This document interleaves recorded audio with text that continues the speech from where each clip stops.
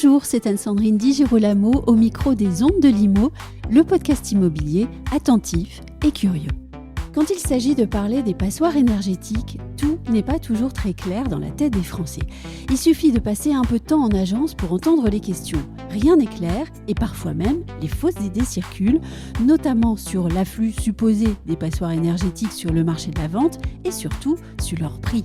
Il y aurait, paraît-il, des bonnes affaires à faire. À mon sens, l'urgence en la matière, c'est de s'appuyer sur des chiffres étayés et analysés avec sérieux, ce qu'a fait Guy Hockey l'immobilier dans son dernier baromètre. Et donc, avec nous au micro pour parler des passoires énergétiques sur le marché de la vente, voici Stéphane Fritz, président de Guy Hockey l'immobilier. Stéphane Fritz, bonjour. Bonjour Anne-Sandrine. Ma première question est simple. Est-ce que les propriétaires de biens classés F et G, donc vous le savez, ce sont ces biens qu'on appelle si joliment des passoires énergétiques, est-ce que ces propriétaires-là passent plus la porte des agences immobilières pour vendre les biens que les propriétaires des biens qui ne sont pas qualifiés, heureusement pour eux, de passoires énergétiques ? Oui et non, les deux en général, j'ai envie de vous dire. Oui. Tous les vendeurs ne sont pas forcément informés aujourd'hui de la classe de leurs biens et de ses conséquences, globalement. Ils viennent, par contre, en revanche, ils passent la porte, les agences immobilières, tous pour venir chercher des informations, des conseils, soit pour faire réaliser un diagnostic, soit juste pour connaître un peu les conditions de la loi, ou alors pour comprendre un peu toutes les conséquences des DPE, des audits énergétiques. Et c'est là où on voit que le rôle du conseiller en immobilier va se faire de plus en plus important pour l'accompagnement sur ces classes F et G. C'est même la chance des agents immobiliers peut-être là que de faire la preuve de leur savoir et de leurs compétences sur le conseil. C'est justement ça, c'est la raison pour laquelle nous avons des formations adaptées et il a fallu apprendre forcément parce que déjà, les lois sont mouvantes et puis il nous faut aujourd'hui former 4000 collaborateurs dans le réseau pour accompagner les clients. Mais oui, je pense que la place de l'agent immobilier, tout réseau confondu pour le coup, c'est une chance d'apporter un service aux Français dans cette période un peu compliquée. Ceux qui cherchent à vendre, qui sont donc informés déjà et qui souhaitent vendre ce bien passoire énergétique, pourquoi est-ce qu'ils vendent ? Pour l'instant, déjà, il faut le savoir, il n'y a pas de mise en vente massive des passoires thermiques. C'est 12% de l'offre, je crois, aujourd'hui, et au national. Donc, c'est pas, je crois que c'est même un tout petit peu en recul de moins d'1% par rapport à l'année dernière.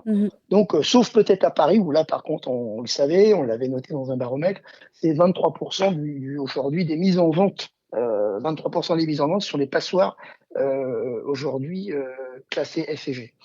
Donc, après, il y a un peu dans quelques autres villes moyennes un peu partout en France. Alors, j'ai en tête 3 et Le Havre, mais il y en a d'autres, il y en a 5 ou 6 autres. Mais sinon, globalement, en dehors de Paris, il n'y a pas de mise en vente massive de passoires énergétiques au national. C'est intéressant parce qu'en fait, il y a une véritable distorsion de l'information au fond.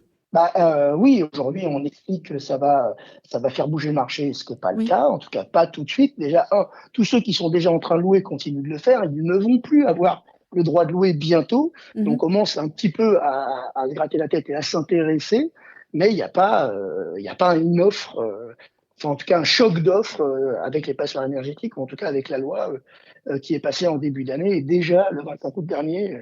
Donc, ça n'a pas eu l'effet escompté, en tout cas. Bon, mais en tout cas, ceux qui cherchent à vendre maintenant, il y a quand même quelques personnes qui se disent je vais pas faire les travaux et je vais le vendre, ce bien. Est-ce que sur le prix, ils sont prêts à négocier ? Est-ce que d'un autre côté, les acheteurs, ils misent peut-être trop fortement sur une décote du prix de ces biens-là ? Alors, je me fais interpeller sur les réseaux sociaux à ce sujet-là par des agents immobiliers qui sont fâchés parce qu'ils disent que le prix ne bouge pas. Et pourtant, le fait est, le prix ne bouge pas. Donc, aujourd'hui, j'ai envie de dire non, les vendeurs n'ont pas encore accepté. Ça ne veut pas dire que ça ne va pas bouger, et c'est pas mon propos. Mon propos, c'est d'analyser un baromètre aujourd'hui qui est fait de nos transactions et aussi de 15 sites, donc de réellement l'offre posée. Aujourd'hui, les vendeurs n'ont pas encore accepté que le marché est en train de changer. Donc, il faut réajuster le prix. Et à nouveau, il est important encore d'avoir un travail pédagogique du professionnel de l'immobilier. On voit bien que là, à ce moment-là, c'est vraiment nécessaire. Et sur les passoires, il y a des décotes moyennes de 14% affichés en France, donc il y a quand même une décote malgré tout, une légère décote pour le coup, et sauf dans des villes où il y a carrément des décotes assez fortes normalement, qui sont Brive, je crois, Avignon et Hyères. Et là où ça l'est moins, c'est sur les villes extrêmement tendues. Quand on voit à Paris et à Lyon, il y a des toutes légères décotes. C'est-à-dire que même s'il y a des travaux à faire, même s'il y a une vente qui se réalise, c'est un marché tellement tendu qu'il y a assez peu de décotes sur le prix. Mais sinon, massivement, on ne voit pas comme on ne voit pas de mise en vente, aujourd'hui, ça n'impacte pas le marché sur ces prix. J'étais présente à un colloque dernièrement et j'ai entendu un avocat éminemment brillant qui donnait l'une de ses idées parce qu'il disait pour les acheteurs de biens passoires énergétiques qui ont bénéficié d'une décote, il y a quand même un problème, c'est que pour l'instant, on peut acheter un bien passoire énergétique avec cette décote si le vendeur a bien voulu l'accorder. Et d'un autre côté, eh bien, il n'y a aucune obligation de la part du gouvernement de faire ensuite la preuve que certes, on a acheté une passoire énergétique, mais en même temps, eh bien, on va effectivement faire des travaux de rénovation énergétique. Et donc, là, il y a peut-être aussi un vide juridique ou quelque chose. Qu'est-ce que vous en pensez ? Alors déjà, oui, pour le moment, le DPE et le DIT ont un rôle informatif et pas d'obligation aujourd'hui de travaux. Oui. Et les deux, par contre, donnent une enveloppe budgétaire à prévoir pour améliorer les performances. Mmh. Après, c'est sans compter aujourd'hui que les travaux dans les copropriétés, vous ne pouvez pas les réaliser si jamais la copropriété n'a pas fait elle-même ses travaux d'entièreté. Donc, vous ne pourrez pas changer de classe.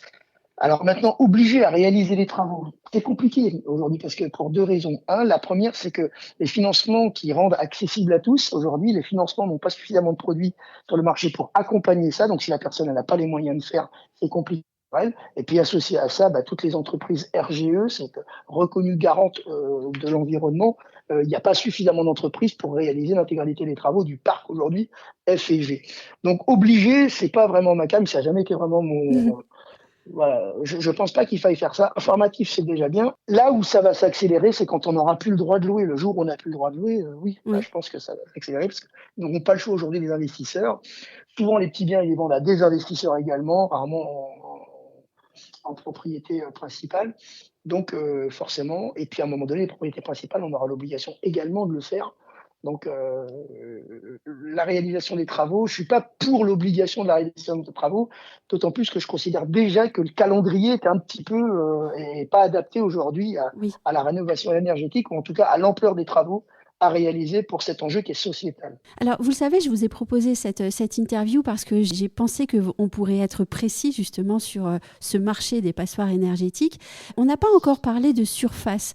Il y a une idée qui circule, idée selon laquelle la passoire énergétique modèle, moyenne, eh bien, c'est un bien de petite surface détenu par un investisseur locatif. Qu'est-ce que vous en pensez ? Le baromètre, il prouve le contraire. Oui. Je crois que c'est noté dans le baromètre aujourd'hui, la superficie moyenne des biens en F et G, elle est de plus de 90 mètres carrés, 92 mètres carrés, je crois exactement. Oui. Elle a été stable déjà en an, donc on voit bien qu'aujourd'hui, c'était loin d'être de la petite surface, sauf à Paris où les classes F et G sont des petites surfaces de 45 mètres carrés, quand même 45 mètres carrés. Donc aujourd'hui, on voit bien que la problématique des passoires énergétiques, elle concerne tout autant les propriétaires occupants que les bailleurs. Oui. Et oui. Et pas seulement les investisseurs. Oui. Et encore une fois, peut-être une information qui est un peu, qui passe comme ça un peu trop légèrement et qu'on diffuse et qui n'est pas précise. Et là aussi, c'est un souci. Oui, bien sûr, il nous faut une précision sur ces sujets-là, mais on voit bien que c'est les résidences principales aujourd'hui qui tiennent le pavé, plus que l'investissement. Or, on va interdire de louer dans un premier temps, on va encore punir les investisseurs, ce qui, à mon sens, pas une bonne chose. Et puis ensuite, dans un calendrier qui aujourd'hui n'est pas tenable. Alors, on peut compter parfois sur les gouvernants pour adapter les calendriers, mais devant le fait accompli. Donc on sent bien la volonté de faire et de rénover le parc, puisque de toute façon, vous savez qu'on ne construit pas suffisamment déjà. Donc de rénover le parc, mais aujourd'hui, on vient, avec ce calendrier trop dur, mettre en tension un marché qui l'est déjà. Oui. Donc ce n'est pas ce qui va aider à faire baisser les prix. Et d'ailleurs, on parle en ce moment énormément de la crise du logement. Donc au fond, on ne comprend pas, en fait. C'est presque ces injonctions contradictoires du gouvernement. Le président, je crois qu'il a clairement pris la parole sur Challenge dernièrement. Oui. Pour lui, c'est le logement, c'est des propriétaires riches, et donc il se trompe sur ça. Il est peut-être temps de lui donner de bons chiffres.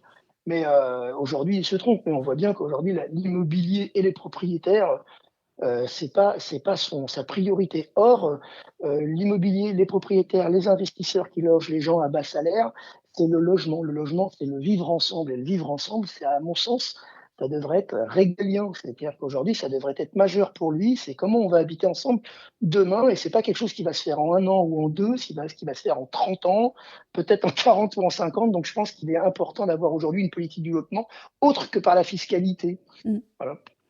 Et enfin, j'ai une dernière question. On va reparler rapidement du DPE, puisque c'est quand même l'indicateur à la base et au fondement de toute cette politique de rénovation des passoires énergétiques. Il y a quelques jours, la CDI FNAIM et la FIDI, donc qui sont 2 syndicats de diagnostiqueurs, elles ont adressé à Olivier Klein, le ministre, une demande de mise en place d'un coefficient de pondération pour les petites surfaces, car selon eux, les logements de moins de 30 mètres carrés seraient plus souvent des passoires énergétiques. Alors, la question qu'on pose souvent, c'est celle de la fiabilité du DPE. Mais moi, ce que j'aimerais savoir, c'est pourquoi serait-il utile ou nécessaire d'instaurer un coefficient de pondération, et surtout, qu'est-ce qu'il faut penser de cette information ? Déjà, je pense qu'ils ont raison de le dire. Les logements de moins de 30 mètres carrés, c'est souvent en copropriété. Oui. Et comme c'est souvent en copropriété, c'est problématique de chauffage, d'isolation, de ventilation. Ça concerne le bâtiment entier et pas uniquement un bien de 30 mètres carrés au sein de la copropriété. Les diagnostiqueurs sont des professionnels aguerris. Ils travaillent sur ces dossiers depuis plusieurs années. Ils racontent pas de bêtises. Ce sont eux les experts de la méthodologie, la méthodologie la plus adaptée aujourd'hui. Ils sont sur le terrain au quotidien. La rénovation énergétique, c'est un enjeu majeur, important, sociétal. Il est partagé par tous, il fait vraiment consensus. Oui. Il est important que les outils qui la soutiennent soient irréprochables. Donc oui, je pense qu'on peut leur faire confiance sur ces sujets. Et puis ensuite, on travaillera sur le marché et l'accompagnement des propriétaires en vue d'améliorer cette transition. Oui, exactement. Il faut que ça se fasse fiscalement, financièrement. N'en déplaise au président qui pense qu'on dépense beaucoup trop de sous. C'est 90 milliards d'entrées, le logement pour 38 de sorties. Donc ça va, on a la possibilité de faire la rénovation énergétique dans les prochaines années. Il faut, je pense, l'accompagner un peu plus fortement, accompagner la rénovation énergétique et accompagner le logement neuf, pas seulement fiscalement et financièrement, mais aussi dans ces délais. Je pense qu'il faut qu'on construise fort, vite, soucieux de l'environnement, inclusif. On peut faire tout ça et on peut aller accélérer un peu plus. Donc la rénovation énergétique, elle est une chance normalement, elle est une opportunité. Elle doit pas être une menace pour les professionnels de l'immobilier et pour les Français. Merci beaucoup Stéphane Fritz. Merci Anne-Sandrine.